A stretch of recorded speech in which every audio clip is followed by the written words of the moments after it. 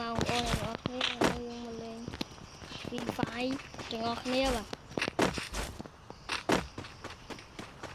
ở vòng ông cũng bị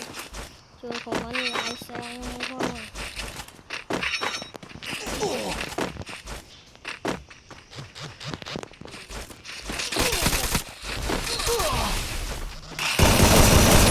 Rampage.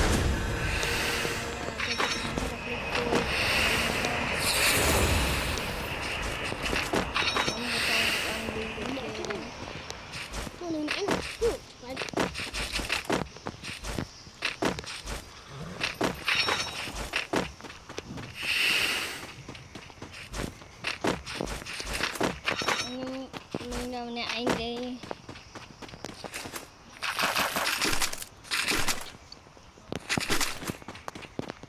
mong mình chơi ok mình ngồi đá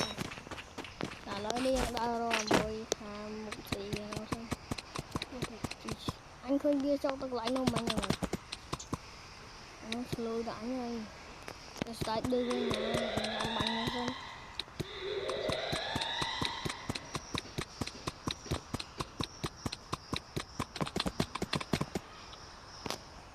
nụ viên được lại nụ lại ngay cái nụ lại ba rồi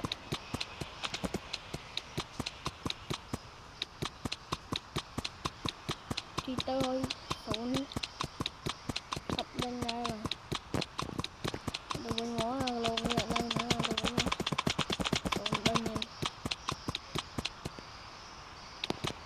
trả lời đi xuống bên dưới nhưng chiều một xuống ôi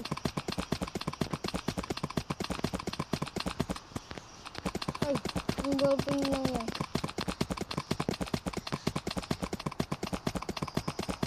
đây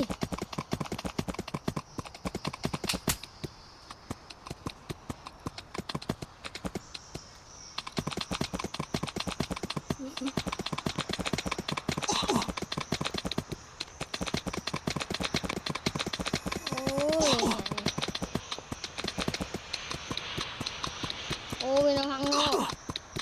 xuống mệt bị chân anh dưng let oxygen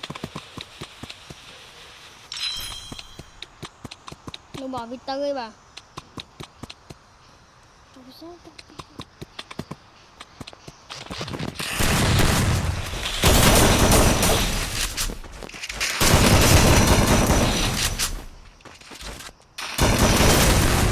mạnh đầm na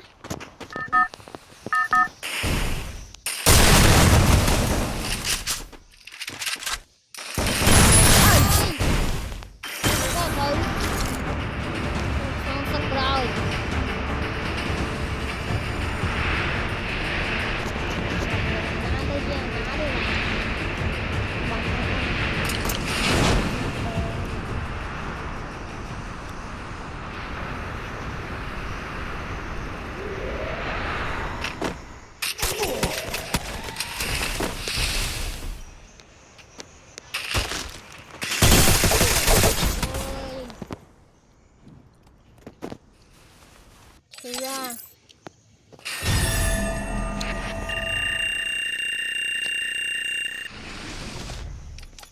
video nang may dapat nang iba